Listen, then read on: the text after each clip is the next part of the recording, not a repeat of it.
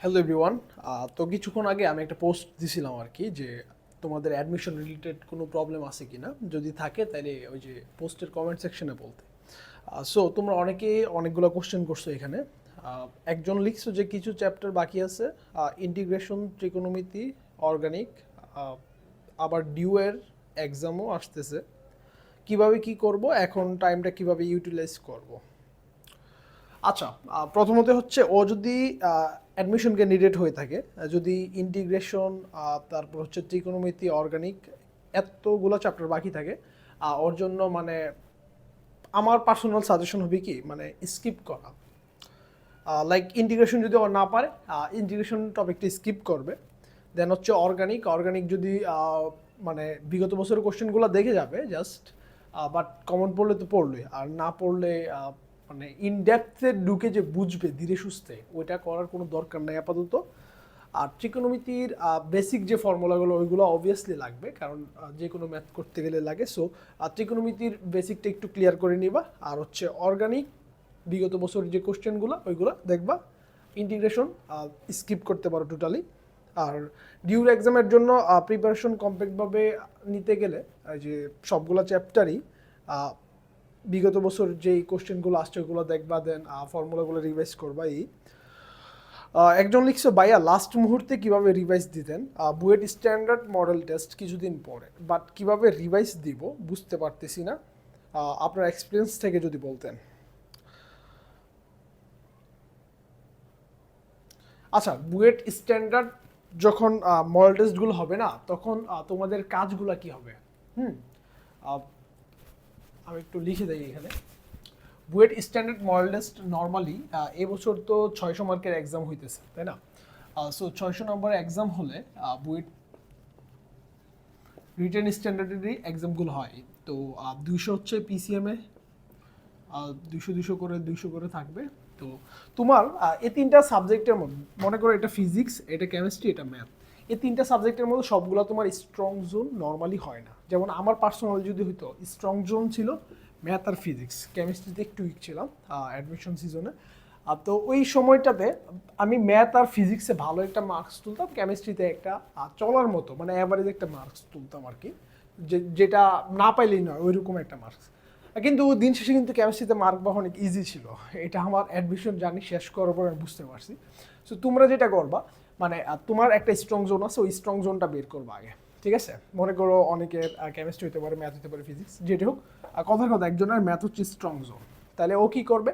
ওর preparation স্ট্র্যাটেজিটা এমন হবে যে ও আগে ম্যাথটাকে প্রায়োরিটি দিবে। ম্যাথটাকে 200-তে মনে করো ওর টার্গেট থাকবে কত, 200-তে 160 160+ তোলা ওর টার্গেটটা থাকবে, যেহেতু স্ট্রং জোন। আর মনে করো ফিজিক্স আর কেমিস্ট্রির ক্ষেত্রে দেখেছে ওর তেমন ম্যাথের মতো তেমন পারে না সে, ঠিক আছে? তাহলে ও কি করবে? ওর যেটা কাজ হবে, ফিজিক্সে মনে করো একটা অ্যাভারেজ তোলার জন্য যেমন 130 থেকে 110 এরকম একটা মার্কস তোলার চিন্তা ভাবনা করবে।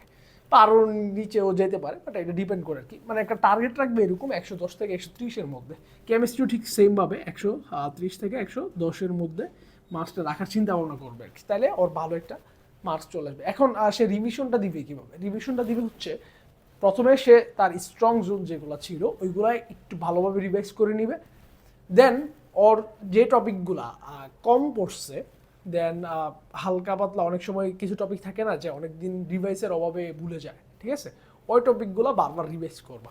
আর হচ্ছে একটা পরীক্ষা যখন দিতে যাবা তখন এর আগে, এই পরীক্ষাতে বসার আগে, হ্যাঁ, সিলেবাসের অন্তর্ভুক্ত যত ফর্মুলা আছে না সবগুলো অ্যাটলিস্ট একবার হলেও রিভাইজ করে যাবা, ঠিক আছে? নয়তো তুমি দেখেছে ম্যাথ অ্যাপ্রোচ করতে গিয়ে ওই যে ফর্মুলাটা ইনস্ট্যান্ট যদি মাথায় না আসে, ইঞ্জিনিয়ারিং অ্যাডমিশন টেস্টের কোশ্চেন আনসার করতে পারবো না তুমি ইন টাইমে। হ্যাঁ, তো তারপর যে কোশ্চেনটা, কোশ্চেন ব্যাংক সলভ করার পর কিভাবে পড়াশোনা করো?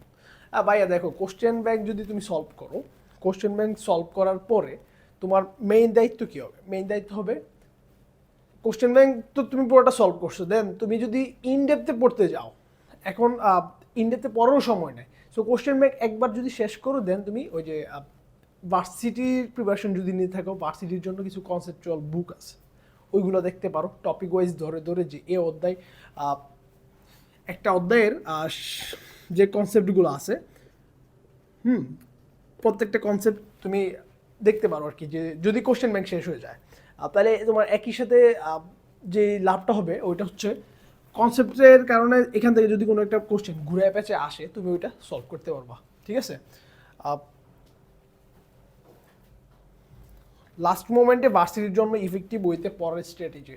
লাস্ট মোমেন্টে ভার্সিটির জন্য যদি ইফেক্টিভ বইতে পড়তে চাও, তোমার যে কাজটা করা লাগবে এটা হচ্ছে একটা প্রপার একটা প্ল্যান করবা। প্ল্যানটাতে তুমি মনে করো তোমার যে পড়াশোনার যে টাইমটা আছে, পড়াশোনার টাইম মনে করো তুমি দৈনিক 7 থেকে 8 ঘন্টা পড়তা, বা মনে করো এখন বেশি পড়তেছো, হ্যাঁ, তো সম্ভবত অ্যাডমিশন টাইম যেহেতু চলতেছে বেশি পড়বা, প্রায় মনে করো 12-13 ঘন্টার একটা বানালা, তোমার টাইম স্লটগুলো বানাবা, ঠিক আছে। টাইম স্লট মনে করো সকালে 4-5 ঘন্টা, দেন দুপুরে 1-1.5 ঘন্টা, দেন বিকাল বা সন্ধ্যায় 2-1 ঘন্টা, দেন রাত্রে, মানে এইরকমভাবে একটা টাইম স্লট বানাবা তুমি। ওই টাইম স্লটের মধ্যে তুমি যে পড়বা, রিভিশন স্ট্র্যাটেজিটা ফলো করবা, সেটা হচ্ছে সকালের দিক দিয়ে তুমি মেমোরাইজিং পার্টগুলো রাখবা, ঠিক আছে। মেমোরাইজিং পার্ট বলতে যেগুলো মুখস্থ টাইপের টপিক জিনিসপাতি ওইগুলো বেশি বেশি রাখবা। বিকাল বা সন্ধ্যার দিকে তুমি যেটা রাখতে পারো এটা হচ্ছে কি রিভাইজ করার যে ব্যাপারগুলো, যেমন একটা জিনিস আগে পড়ছো বা কিছুদিন আগে পড়ছো, এটা এখন আবার রিভাইজ দিতে হবে তোমার। এই টপিকটা রিভাইজ দিলে বিকালের বা সন্ধ্যার দিকে। দুপুরের দিকে তুমি মানে 10টা-11টার পর থেকে যেই সময়টা আছে ওই সময় যদি পড়ো, দেন ওই সময়টাতে ম্যাথ করবে। মানে আমি আমার পার্সোনাল অপিনিয়ন বলতেছি, তুমি তোমার মতো করে এভাবে সাজিয়ে নিতে পারো। মানে একটা প্রপার একটা স্ট্র্যাটেজি ফলো করা লাগবে তোমার এই কয়েকদিন, হয়তো তুমি দেখেছে সবগুলো টপিক আছে না রিভাইজ করে কাভার করতে পারবো না আর কি। সো তোমার একটা নির্দিষ্ট একটা ফিক্সড একটা রুটিন বানাবা, ওই রুটিন ফলো করবা, ঠিক আছে। সিলেবাস এখনও 30% বাকি, লাইক ইন্টিগ্রেশন, অর্গানিক, স্থিতিবিদ্যা, গতিবিদ্যা। এখন কি করবো ভাইয়া, ভার্সিটি এই ইউনিটে অ্যাডমিশন দিবা। এটা যে লিখছো আসলে এখন তুমি যদি তোমার 4টা টপিক বাকি আছে, তুমি লেখছো যে গতিবিদ্যা, স্থিতিবিদ্যা, অর্গানিক আর একটা হচ্ছে ইন্টিগ্রেশন। এখন আমি বলবো কি ভার্সিটি এই ইউনিটের জন্য দেখো ইন্টিগ্রেশন বাকি বলতে কি তুমি হয়তো বা অ্যাডভান্স জিনিসপাতি পড়ো না, এমন তো হবে না যে এই ইন্টিগ্রেশন একবারই পড়ো নাই। সাপোজ ধরো একবারই পড়ো নাই, মনে করো তুমি এটিসির জন্য তো একটু হলেও দেখছিলে নাকি, যদি না দেখে থাকো তাহলে সমস্যা নাই। তুমি এখন জাস্ট একবারে বেসিক জিনিসপাতি বলতে কি, যেমন ইন্টিগ্রেশন অফ এক্স ডিএক্স, ঠিক আছে, X to the power N, এটা কি হবে formula, X to the power N plus 1 divide by N plus 1, ঠিক আছে। এই ফর্মুলা কিছু আছে না, বেসিক ফর্মুলা যেগুলো একদম বেসিক লেভেলের ফর্মুলাগুলো একটু দেখে যাবা, হ্যাঁ। এগুলা দেখলে কি হবে, এটা দেখা মানে এই না যে তুমি পরীক্ষায় আসলে পারবা। এই বেসিক ফর্মুলাগুলো দেখলে তোমার যদি কোনো কারণে বেসিক থেকে কোশ্চেন দেয়, দেখো ইন্টিগ্রেশন চ্যাপ্টারটা এমনিতে কঠিন, তো এখান থেকে যদি ঘুরে পেঁচে কোশ্চেন করতে যায় ভার্সিটিতে, কোশ্চেনটা অনেক মানে বেশি হার্ড হয়ে যাবে।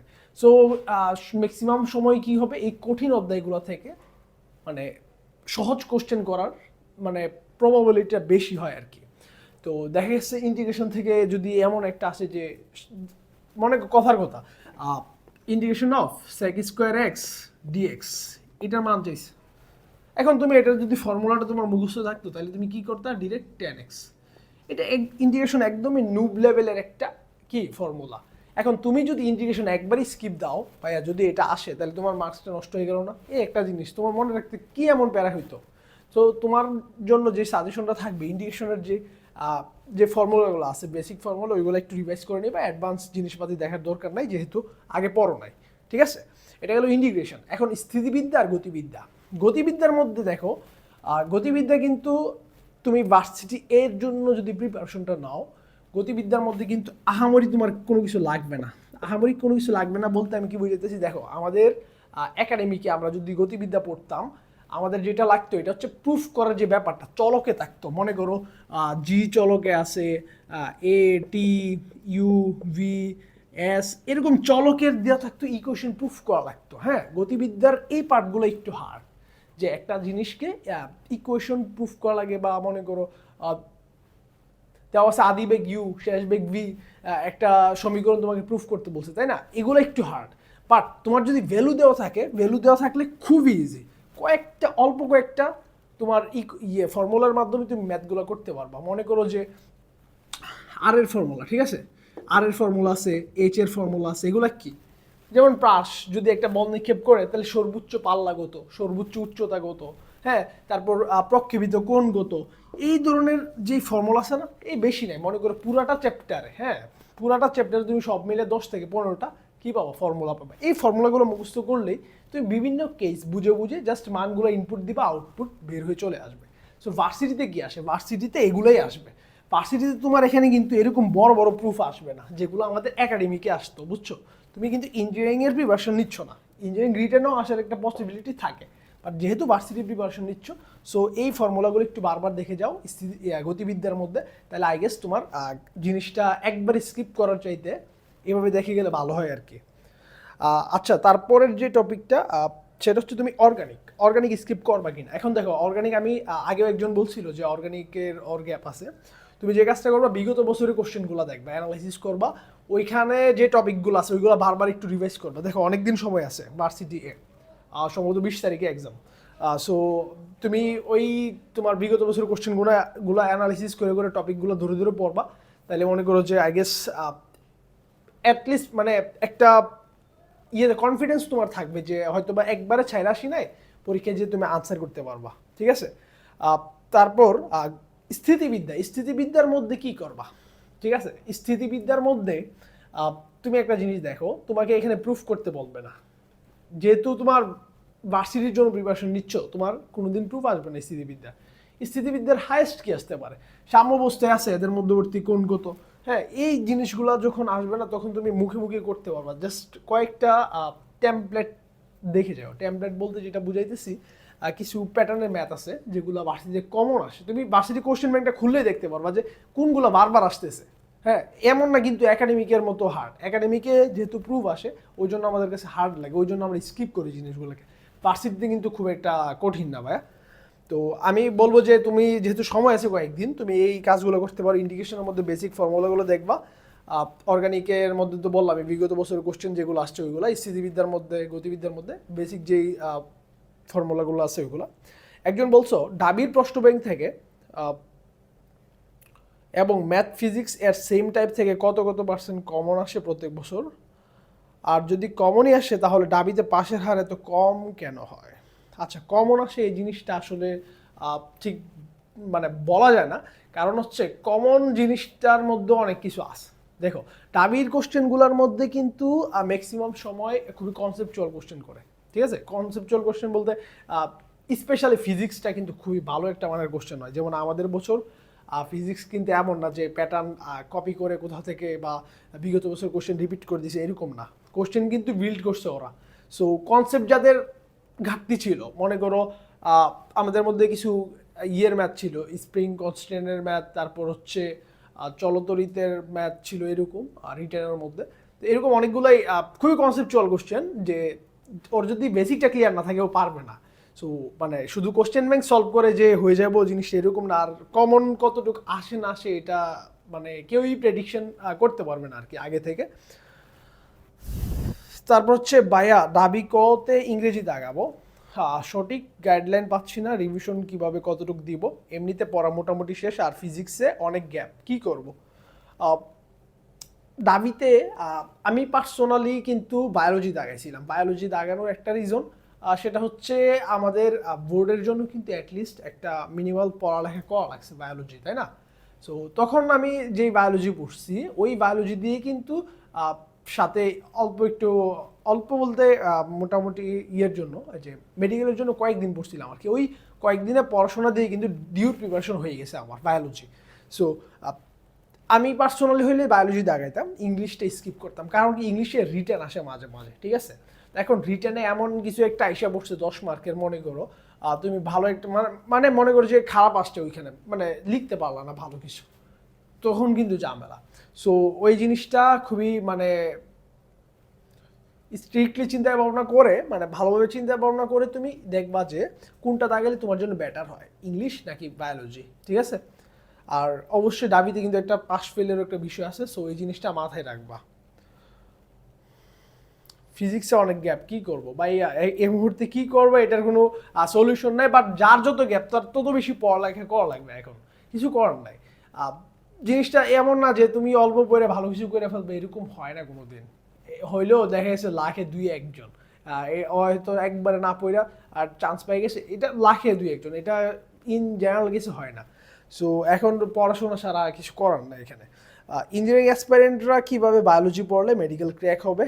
আচ্ছা, বায়োলজি কীভাবে পড়বে, আমি কয়েকদিন আগে একটা ভিডিও দিয়েছিলাম মেবি, যে বায়োলজি কেমনে পড়তে হবে। বায়োলজি হচ্ছে প্রথমে বিগত বছরের কোশ্চেনগুলো দেখবে, এক কোশ্চেনের ডাসটা বুঝবে সে ওইখান থেকে, দেন অনুশীলনী কোশ্চেন ব্যাংকগুলো সলভ করবে।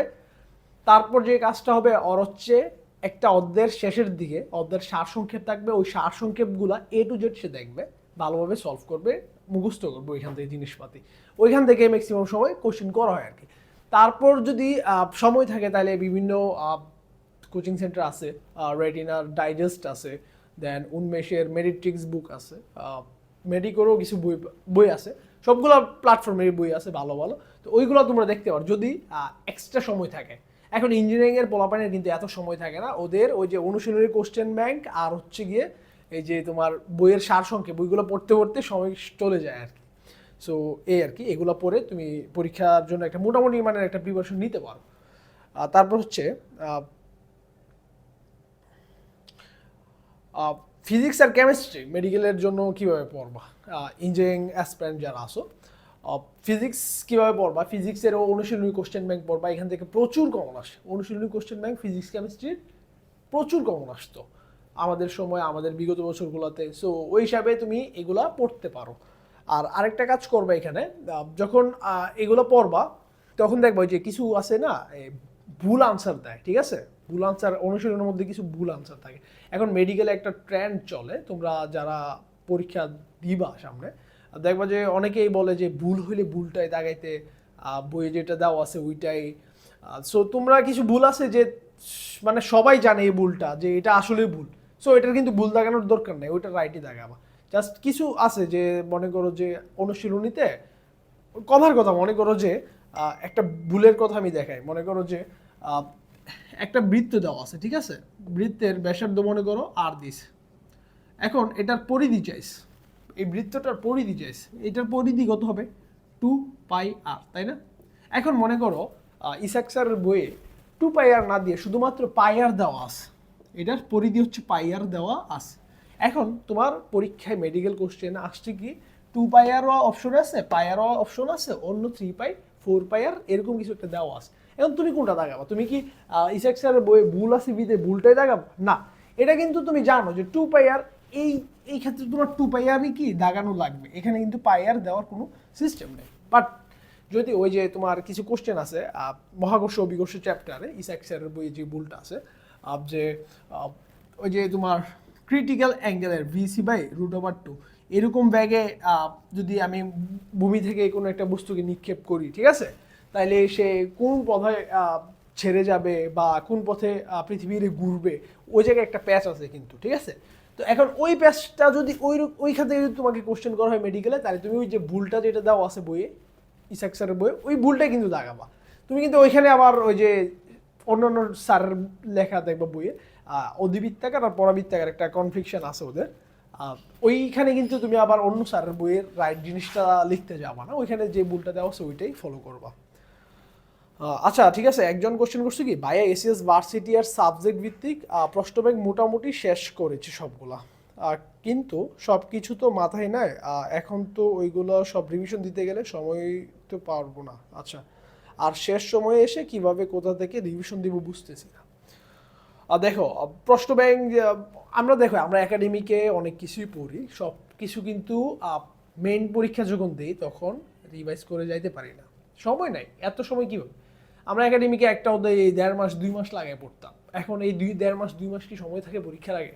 পরীক্ষা গিয়ে একটা সাবজেক্টেরও না, পরীক্ষা হবে 6টা সাবজেক্টের কয়টা বই খবর আছে তোমার? একাডেমিকের বই আছে, অ্যাডমিশনের বই আছে, হ্যাঁ, প্রশ্ন ব্যাংক আছে, তো কয়টা সলভ করবা তুমি? তো তোমার কাজ কি? তোমার কাজ হচ্ছে একটা অ্যাডমিশন টেস্টে যখন বসতে যাওয়া, এটা খুবই ইম্পর্টেন্ট একটা জিনিস। দেখো একটা অ্যাডমিশন টেস্টে যখন বসতে যাবো না, তুমি কি করবা? তুমি মিনিমাম এই প্রিপারেশনগুলো নিয়ে রাখবা। মনে করো এটা হচ্ছে ফিজিক্স, এটা হচ্ছে কেমিস্ট্রি, এটা হচ্ছে ম্যাথ, এগুলার, হ্যাঁ, ফিজিক্স কেমিস্ট্রি ম্যাথের প্রথমে তোমার প্রথম টাস্ক হবে ফর্মুলাগুলো হয়েছে কি না টিক মার্ক করবা আগে। কোনো একটা অধ্যায় শুরু করার আগে ফর্মুলাগুলো কি করবা, রিভাইজ করে নিবা, ফর্মুলাগুলো গেল। দেন 2 নম্বরে যেটা করবা, এটা হচ্ছে তোমার একাডেমিকে তুমি পড়ছো না এক জায়গা থেকে, ওই জায়গার মনে করো একটা খাতায় নোট করছিলা, ওই খাতাটা আছে না সিরিয়ালে উল্টাইতে থাকবে, জাস্ট উল্টে পেজগুলো দেখে যাবা, টপিকগুলো কি কি আছে মাথায় একটু নিবা জাস্ট এরকমভাবে। তো টপিকগুলোর নামগুলো যখন মাথায় হিট করবে না, তখন তোমার দেখবা যে অনেক টপিক তুমি পারো, তোমার এই জিনিসটা দেখাই লাগতেছে না, আবার কিছু জিনিস তুমি ভুলে গেছো, ঠিক আছে। কথার কথা মনে করো তুমি প্রাবল্যের একটা সূত্র মনে করো যে গুলীয় বস্তু আছে না, এই যে গুলীয় বস্তু মনে করো নিরেট, ঠিক আছে, নিরেট একটা বস্তুর আর দূরত্বে প্রাবল্যগত বা অভ্যন্তরীণ কোথাও অবস্থানে প্রাবল্যগত, এটার কনসেপ্টটা তুমি ভুলে গেছো সামহাও। তাহলে তুমি কি করবা, তুমি একাডেমিকে পড়ছো না, ওই একাডেমিকে যাবা, একাডেমিকে কোন জায়গা থেকে পড়ছি ওই টপিকটা জাস্ট একটু দেখে নিবা, ফর্মুলাটা মনে করে নিবা, দেন আবার চলে আসবা। ওইখানে গিয়ে কিন্তু তুমি আবার ডিটেলসে পড়তে চাও না, ওইখানে জাস্ট দেখবা ফর্মুলাটা কীভাবে কী হয়েছে, এতটুকু শেষ। ফর্মুলাটা দেখে চলে আসবা, ওইখানে বুঝতে যাবা না যে কনসেপ্টটা কীভাবে কাজ করছে, এখানে আমরা কি করছি, এটার অভ্যন্তরে আরেকটা গোলক চিন্তা করে ধরে নিচ্ছি, এভাবে করতে যাবা না, এইভাবে করতে গেলেই তুমি শেষ, বুঝছো। সো তোমার টাইমটা এখানে সেভ করা লাগবে কি অল্প কম্প্যাক্টভাবে প্রিপারেশন নেওয়ার জন্য, ঠিক আছে। সো এই কয়েকটা কোশ্চেন ছিল এখানে, এই কয়েকটা কোশ্চেনে আমি আনসার দিলাম। তো সবাই চ্যানেলটাকে একটু সাবস্ক্রাইব করে দিও, আর তোমাদের ফ্রেন্ড সার্কেল যারা আছে সবাইকে ইনভাইট করো, যেহেতু চ্যানেলটা নতুন, এটার গ্রোর জন্য তোমাদেরও কাজ করা লাগবে, বাইরেও কাজ করা লাগবে। So thank you everyone.